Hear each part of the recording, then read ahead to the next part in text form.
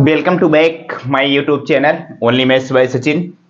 सभी मेरे छोटे छोटे भाई बहन कैसे हैं आप सब। उम्मीद करता हूं बेस्ट होंगे और पढ़ाई भी कर रहे होंगे।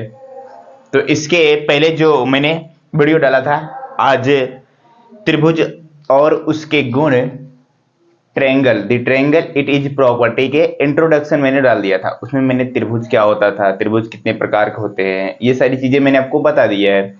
आज हम उसमें अगर आप मेरा देखोगे इंट्रोडक्शन वाला वीडियो, उसमें मैंने लिखा था क्या, त्रिभुजों का वर्गीकरण। त्रिभुजों का वर्गीकरण जब किया था उसमें कुल मिला के कई प्रकार, मैंने भुजाओं के आधार पर त्रिभुज 3 प्रकार के बताए थे और कोणों के आधार पर भी 3 प्रकार के कोण बताए थे। वही हमको करना है, विषम बाहु, समबाहु, समद्विबाहु त्रिभुज ये पढ़ेंगे। उसके बाद कोणों के आधार पे जैसे समकोण, उसके बाद क्या न्यून कोण, अधिक कोण, ये इन सब के विस्तार समझेंगे क्या क्या होता है, क्या होता है न्यून कोण, क्या होता है अधिक कोण। अधिक कोण ये कोण नहीं, त्रिभुज, न्यून कोण त्रिभुज, अधिक कोण त्रिभुज, समकोण त्रिभुज, विषमबाहु त्रिभुज, ये सारी चीजें हम आज डिटेल से एक एक करके उनको समझेंगे इस वीडियो में। तो स्टार्ट करते हैं हम अपना सबसे पहला नंबर, भुजाओं के आधार पर जो मैंने वर्गीकृत किया था उसी को पढ़ेंगे। तो चैनल पर नए हो तो चैनल को सब्सक्राइब करिएगा, जो आपके दोस्त है फिलहाल उनके साथ शेयर भी कर सकते हैं। चलिए देखिएगा जरा सा। सबसे पहला मैंने आपको भुजाओं के आधार पर बताया था, भुजाओं के आधार पर वर्गीकृत किया था, जिसमें सबसे पहले लिखा था विषम बाहु त्रिभुज। आप इसमें फिर से वो चीज लिख लेंगे, भुजाओं के आधार पर, भुजाओं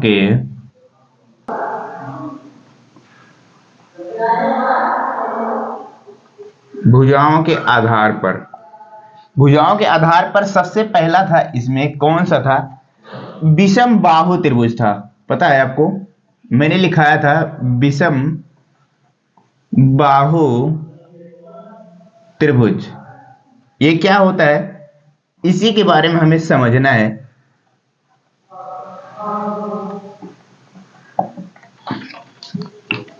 देख क्या करें, सबसे पहले हम परिभाषा लिख लें।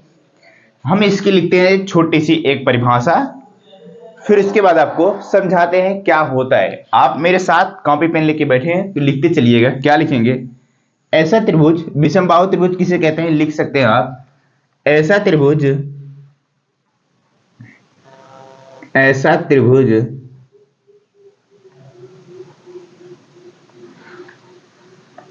ऐसा त्रिभुज जिसकी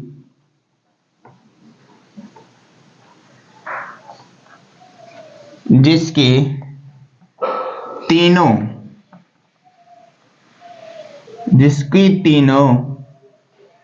भुजाएं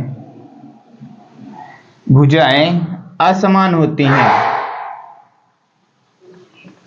असमान होती हैं। ये है क्या, विषम बाहु त्रिभुज। नाम से ही क्लियर हो जा रहा है, विषम यानी कि विषम मतलब यानी कि अलग अलग, बाहु मतलब होता है भुजा यानी कि भुजा, विषम बाहु त्रिभुज। ऐसे त्रिभुज जिसकी भुजाएं जो होती है ना, वो तीन के तीनों क्या होती हैं, अलग अलग होती है, यानी कि इक्वल नहीं होती है। ऐसे जो त्रिभुज होगा उनकी जो भुजा होती है वो बराबर नहीं होंगी, कोई भुजा बड़ी कोई भुजा छोट कोई उससे बड़ी, यानी कि तीनों जो भुजा होंगी उनकी लेंथ जो होगी, लंबाई जो होगी वो इक्वल नहीं होगी।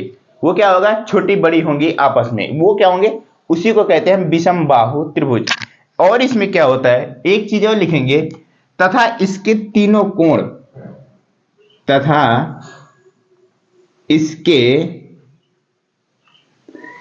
तीनों कोण, इस मैंने ये भी तो आप लिखाया था ना आपको पॉइंट में, त्रिभुज के जब परिभाषा लिखा रहा था उसमें लिखा था त्रिभुज में 3 भुजा होती हैं, 3 कोण होते हैं, 3 शीर्ष होते हैं, लिखाया था ना। तो उसी तरह से इसमें जो इस तथा इसके तीनों कोण को होते हैं, कोण भी क्या होते हैं, असमान होते हैं, तीनों कोण असमान होते हैं विषम बाहु त्रिभुज में। विषम बाहु त्रिभुज में क्या क्या होता है, ऐसा त्रिभुज यानी कि जिसकी तीनों भुजाएं असमान रहेंगी और तीनों कोण असमान रहेंगे, यानी कि तीनों कोण जो होंगे वो इक्वल नहीं होंगे, जैसे 60 60 60 डिग्री ऐसा नहीं होगा। वो क्या होंगे, उनका जो होगा तीनों तीनों कोणों का मान जो होगा वो अलग ही होगा। एक प्रकार के दो कोण या फिर एक कोण नहीं मिलेगा। और बनता कैसा है, देखो त्रिभुज, देखो मान लो ये भुजा ऐसे, ये ज्यादा बड़ी हो गई, ये इससे छोटी हो गई, फिर ये वाली इससे छोटी। देखिएगा, नाम दे देते हैं इनका ए बी सी। अब इसमें क्या होगा, ये सबसे बड़ी भुजा कह सकते हैं आप, ये उससे बड़ी है, ये सॉरी उससे छोटी है, और ये सबसे छोटी है। ये कुल मिला के तीन क्या है, भुजा है। यानी कि जो तीनों भुजा है ना, ये इक्वल नहीं है, तीनों बराबर नहीं है। आप इसको कह सकते हैं भुजाएं कौन कौन सी, ए बी बराबर नहीं। अगर बीच में एक ऐसे सीधी रेखा यानी कि बराबर को कट कर दिया जाता है तो इसका मतलब होता है इसके बराबर नहीं है। ए बी बराबर बी सी बराबर नहीं है, बराबर फिर से ए सी। आप ऐसे इसको लिख सकते हैं, यानी कि ये तीनों, इनकी तीनों जो भुजा होते हैं वो आपस में बराबर नहीं होती हैं। और मैंने क्या लिखा है, तथा इसके तीनों कोण असमान होते हैं। यानी कि अगर मैं नाम दूं इस कोण का, इस कोण का, इस कोण का नाम दूं, कुछ भी नाम दे देता हूं, चलिए मैं दे देता हूं एक्स वाई जेड, तो आप इसको ये इस तरह से कह सकते हैं, कोण X does not is equal to कोण Y does not is equal to कोण जेड। इसका मतलब होता है कोण एक्स वाई के बराबर नहीं है, वाई जेड के बराबर है, यानी कि तीनों कोण आपस में बराबर नहीं है। वही चीज मैंने लिखा हुआ है। तो विषमबाहु त्रिभुज सबसे पहला था, भुजाओं के आधार पर क्लियर हुआ। ऐसा त्रिभुज जिसकी तीनों भुजाएं असमान होती है, यानी तीनों भुजाएं वो आपस में इक्वल नहीं होंगी। फिर उनके तीनों कोण भी आपस में क्या होते हैं, इक्वल नहीं होते हैं। ये तो होता है विषमबाहु त्रिभुज, जिनकी तीनों भुजाएं असमान होंगी। सिंपल सा बात यही है। और ये तो हुआ हमारा। अब इसके बाद चलते हैं हम समद्विबाहु त्रिभुज, देखते हैं समद्विबाहु त्रिभुज क्या होता है। देखो ये अपना है सेकंड नंबर ऑप्शन, जो कि है क्या, समद्विबाहु त्रिभुज। नाम से क्लियर हो जा रहा है ना, सम माने इक्वल, द्वि मतलब दो, बाहु मतलब भुजा, यानी कि ऐसा त्रिभुज जिसकी दो भुजा बराबर होती है वो क्या कहलाता है, हमारा समद्विबाहु त्रिभुज कहलाता है। नाम से ही क्लियर हो जा रहा है ना, बिल्कुल। चलिए लिख लेते हैं इसको भी। क्या समद्विबाहु त्रिभुज की, आप लिख सकते हैं समद्विबाहु त्रिभुज के दो भुजाएं और तीसरी भुजा असमान होती है। क्या लिखा मैंने, फिर से देखो जरा एक बार ध्यान से। समद्विबाहु त्रिभुज की दो भुजाएं समान और तीसरी भुजा असमान होती है, और इसी प्रकार इसके दो कोण समान और तीसरा कोण असमान होता है। यहां आप लिख सकते हैं तीसरा कोण या असमान होता है या फिर तीसरा असमान होता है। बात इक्वल है, यानी कहने का मतलब ऐसा त्रिभुज होगा जिसकी दो भुजा क्या होंगी, इक्वल होंगी। जरा देखिए ध्यान से, मैं एक त्रिभुज बनाता हूं यहां से, ऐसे जितनी लंबी ये उतनी लंबी ये भुजा ली, और मैंने इनके बीच में एक,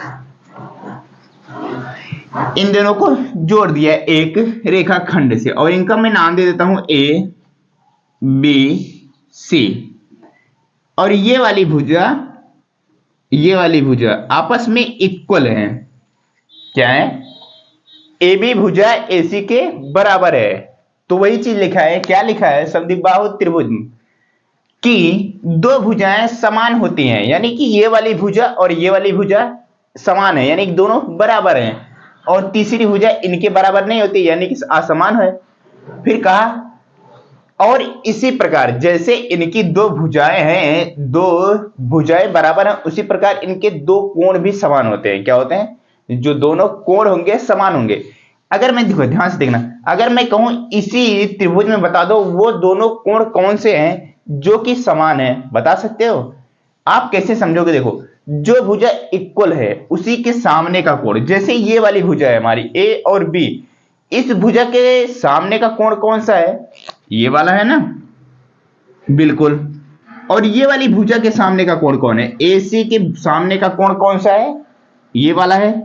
तो इक्वल कौन से है, जो भुजा बराबर है, जो भुजा इक्वल है, उसी के सामने का एंगल इक्वल है।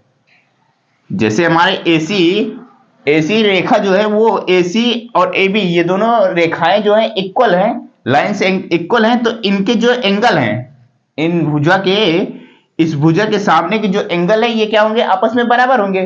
तो आप क्या कह सकते हैं, अगर आप इसका नाम देना चाहें तो एक्स वाई जेड, और ये जो हमारी बीसी भुजा है, ये तीसरी वाली भुजा है, इसके सामने का कौन सा एंगल है, ये हमारा जेड नंबर।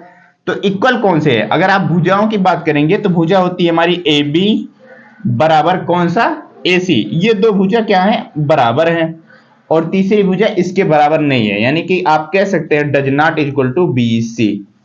ये हो गया। और कोण की बात अगर कर ले तो कोण की बात कर ले, कौन कौन सा कोण बराबर है, एक्स और वाई। कोण एक्स इज इक्वल टू कोण वाई किसके बराबर, यानी कि कौन सा कोण बराबर नहीं है, कोण जेड के बराबर नहीं है, बराबर जेड। ये हो जाएगा हमारा, हो गया। बताइए समझ में आया, समद्विबाहु त्रिभुज जो इनके दो कोण होते हैं, कौन से कोण बराबर होंगे, जो भुजा इक्वल है उनके सामने के कोण बराबर होंगे। और क्या बात ध्यान रखेंगे, समद्विबाहु त्रिभुज में दो भुजा बराबर होती है, तीसरी भुजा इक्वल नहीं होती है, उसी को कहते हैं समद्विबाहु त्रिभुज। अभी इसमें कई सारे प्रॉपर्टी होते हैं, जैसे इसका एरिया निकालना होगा, तो ये सारी चीजें ना हम जैसे जैसे क्वेश्चन करने जाएंगे उस समय आपको बताएंगे। आज तो हम केवल करेंगे क्या, ये जो हम वर्गीकृत किए हैं त्रिभुज का, इन सबको समझते हैं एक एक करके। मैंने दूसरा नंबर समझा दिया समद्विबाहु त्रिभुज भुजाओं के आधार पर। अभी एक और बचा है, वो बचा है समबाहु त्रिभुज, उसको भी हम नोट डाउन करते हैं। आप देखो जरा सा, समबाहु त्रिभुज नाम से ही क्लियर हो रहा है ना, क्या सम मतलब बराबर, बाहु मतलब भुजा, यानी कि इसमें कहा गया है सारी की सारी भुजाएं आपस में बराबर, यानी कि बराबर होती है, तीन के तीनों जो भुजा होती है त्रिभुज में वो क्या होंगी, इक्वल होंगी, तो उसे कहते हैं हम समबाहु त्रिभुज कहते हैं। वही चीज हम लिखेंगे, क्या लिखेंगे, समबाहु त्रिभुज की सभी भुजाएं समान होती हैं। त्रिभुज की सभी भुजाएं समान होती हैं, समबाहु त्रिभुज की सभी भुजाएं समान होती हैं, और सभी कोण भी समान होते हैं। जब भुजाएं समान है तो कोण स्वाभाविक सी बात है समान ही होंगे। तो देखो त्रिभुज कैसा बनता है हमारा समबाहु त्रिभुज का, ये क्या है हमारा समबाहु त्रिभुज, यानी कि थोड़ा बहुत हो सकता है छोटा बड़ा, लेकिन मैंने बनाया वही है, क्या समबाहु त्रिभुज ही बनाया है कि सारी भुजाएं आपस में इक्वल हैं। ये वाली भुजा है, ये वाली भुजा है, ये वाली भुजा है, तीनों क्या है, आपस में इक्वल हैं। आप इसको नाम दे सकते हैं, इनके इनके बीच की दूरी ए है, इनके इनके बीच की दूरी ए है, इनके इनके बीच की दूरी क्या है, ए है। आप कह सकते हैं, नाम दीजिए या ना दीजिए, कोई दिक्कत नहीं है। तो क्या कहा मैंने, समबाहु त्रिभुज की सभी भुजाएं समान होती है, यानी कि ये वाली ए बी भुजा, ए सी भुजा, क्या फिर बी सी भुजा, ये सारी सारी क्या है, इक्वल है हमारी। अगर हमारी इक्वल है तो आप इसको कैसे लिख सकते हैं, जरा ध्यान से देखिएगा। आप इसको लिख सकते हैं ए बी बराबर का बी सी बराबर का ए सी, यानी कि सारी की सारी भुजाएं क्या है हमारे, इक्वल हैं आपस में। फिर और दूसरी चीज क्या कह सकते हैं आप, इनके सारे के सारे कोण जो होते हैं वो क्या होते हैं, समान होते हैं, यानी कि कोण जो है हमारे वो इक्वल हैं। आप कोण का भी नाम दे दीजिए, एक्स वाई जेड, ये तीनों कोण क्या है, बराबर में, कोण एक्स बराबर कोण वाई बराबर कोण जेड, ये तीनों क्या है, आपस में इक्वल हैं। बात क्लियर हो गई, बताइए। तो समबाहु त्रिभुज में क्या होता है, तीनों भुजाएं आपस में बराबर होती हैं, और इनके तीनों जो कोण होते हैं वो भी आपस में इक्वल ही होते हैं। जैसे ये जितने डिग्री का होगा, तीनों के तीनों सेम डिग्री का होगा। जैसे मान लो ये 60 डिग्री का है तो ये भी 60 डिग्री का होगा, और ये भी 60 डिग्री का ही होगा। इसी को कहते हैं हम क्या, समबाहु त्रिभुज कहते हैं। क्लियर हुआ। नेक्स्ट अब क्या बचता है, अब मैंने जो भुजाओं के आधार पर वर्गीकृत किया था एंगल, यानी कि त्रिभुज को, ट्रायंगल को, अब हमारा बचता है क्या, कोणों के आधार पर भी 3 प्रकार के मैंने लिखाए थे, न्यून कोण, अधिक कोण और समकोण। ये 3 लिखाए थे ना, इन तीनों का भी हम करते हैं विस्तार। अभी ये मैंने भुजाओं के आधार पर कंप्लीट कर लिया, उसके बाद कोणों के आधार पर ना वर्गीकृत किया था, उसमें 2-3 कोण उसमें लिखाए थे। सबसे पहले लिखा था न्यून कोण, फिर अधिक कोण, फिर समकोण। तो अब इनको भी हम समझ लेते हैं। न्यून कोण त्रिभुज किसे कहते हैं ये भी समझना होगा ना। तो आप यहाँ पे थोड़ी सी मिस्टेक, न्यून कोण त्रिभुज कह सकते हैं आप, मैंने शायद नहीं लिखा था भुजाओं के आधार में, लेकिन आप इसको कहेंगे न्यून कोण त्रिभुज। न्यून कोण तो अलग चीज होता है, मैंने आपको रेखा एवं कोण में ही समझा दिया था, रेखा एवं कोण वाले चैप्टर में ही समझा दिया था क्या होता है न्यून कोण। तो अभी हम त्रिभुज के बारे में पढ़ रहे हैं ना, न्यून कोण त्रिभुज। परिभाषा लिखिए, चलो लिखो। न्यून कोण त्रिभुज, न्यून कोण त्रिभुज उस त्रिभुज को कहते हैं, किसको कहते हैं, जिसके तीनों कोण न्यून कोण, यानी कहने मतलब न्यून कोण समझते हो क्या होता है, फिर त्रिभुज बाद में समझ लेते हैं। न्यून कोण होता है ऐसा कोण जिसका मान 90 डिग्री से कम हो, उसी को कहते हैं न्यून कोण। तो वही चीज है क्या, न्यून कोण त्रिभुज उस त्रिभुज को कहते हैं जिसके तीनों कोण न्यून कोण, यानी कि बोले तो 90 डिग्री से कम हो, उसे न्यून कोण कहते हैं। सिंपल सी बात यही है। आप देखिएगा, अगर आप हम बनाना चाहेंगे त्रिभुज, तो वो त्रिभुज देखिए जरा सा, ये ऐसा त्रिभुज कुछ बन जाएगा जो कि हमारा होगा ए बी सी, ये हो गया तीन हो गए शीर्ष, और इनके कोण भी होंगे। जो ये कोण है, ये वाला कोण, ये वाला कोण और ये वाला कोण, तीनों जो कोण दिख रहे हैं ना, वो सारे के सारे क्या होंगे, 90 डिग्री से कम होंगे। क्या होंगे, 90 डिग्री से कम होंगे। आप ऐसे मान लो x दे दो नाम, y दे दो नाम, z दे दो, x y z, अगर इनका नाम दे देते हो x y z नाम देते हो आप, तो आप लिख सकते हो क्या, कोण x बराबर क्या, 90 डिग्री से कम। कोण x का मान जो होगा वो 90 डिग्री से कम होगा, आप ऐसे लिख सकते हैं पहला। फिर अगर कोण y लिखेंगे तो वो भी हमारा 90 डिग्री से कम होगा। फिर कोण अगर z लिखेंगे वो भी हमारा 90 डिग्री से कम होगा। तो ये चीज आप नोट डाउन कर लेंगे, यानी कि जो हमारा न्यून कोण त्रिभुज होता है उसमें क्या होंगे, कोण x का मान जो होगा वो भी हमारा 90 डिग्री से कम होगा, कोण y का मान जो होगा वो भी हमारा 90 डिग्री से कम होगा, कोण z का मान जो होगा वो भी हमारा 90 डिग्री से कम होगा। यानी कि तीनों के तीनों कोण जो होंगे वो हमारे क्या होंगे, 90 डिग्री से कम अगर होंगे तो वही हमारा क्या होगा, न्यून कोण त्रिभुज होगा। फिर नेक्स्ट इसके बाद चलते हैं हम अधिक कोण की तरफ। देखो सेकंड नंबर ऑप्शन देखो, अधिक कोण त्रिभुज। अब सबसे पहली बात होती है अधिक कोण क्या होता है, समझाया है क्या होता है, ऐसा कोण कोई भी कोण होगा जिसका मान 90 डिग्री से अधिक होगा, उसी को कहते हैं हम अधिक कोण कहते हैं। सिंपल सी बात यही है, न्यून कोण जिसका मान 90 डिग्री से कम, न्यून कोण जिसका मान 90 डिग्री से अधिक, उसको अधिक कोण। तो अब हमारा अधिक कोण त्रिभुज क्या होगा, ये चीज देखो।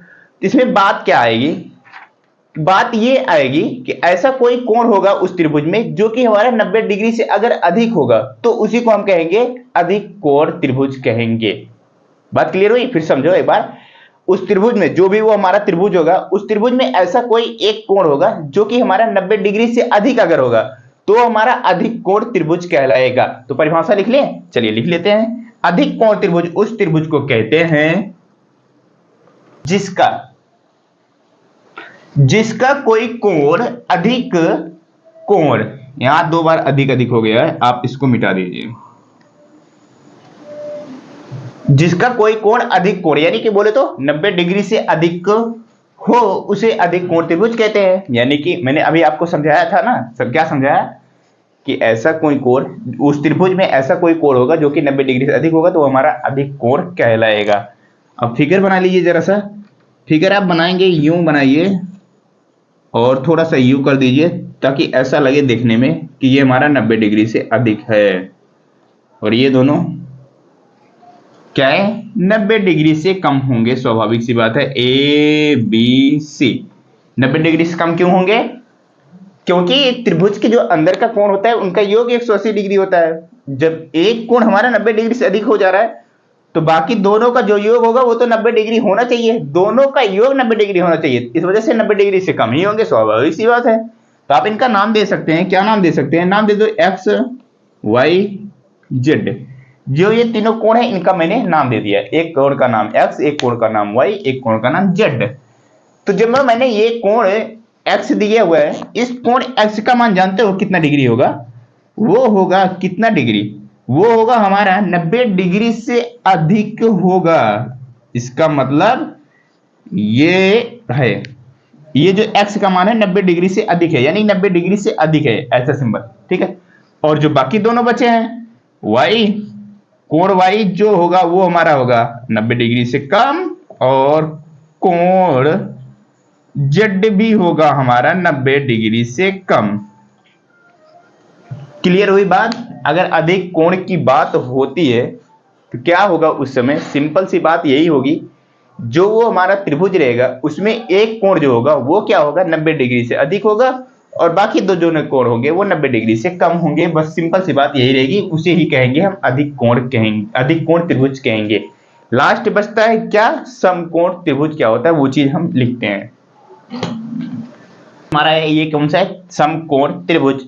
ये क्या होता है, समकोण त्रिभुज क्या होता है, आप कह सकते हैं ऐसा कोई त्रिभुज होगा जिसमें एक कोण जो होगा वो 90 डिग्री होगा, क्या होगा, एक कोण 90 डिग्री होगा, उसी को कहेंगे हम समकोण त्रिभुज।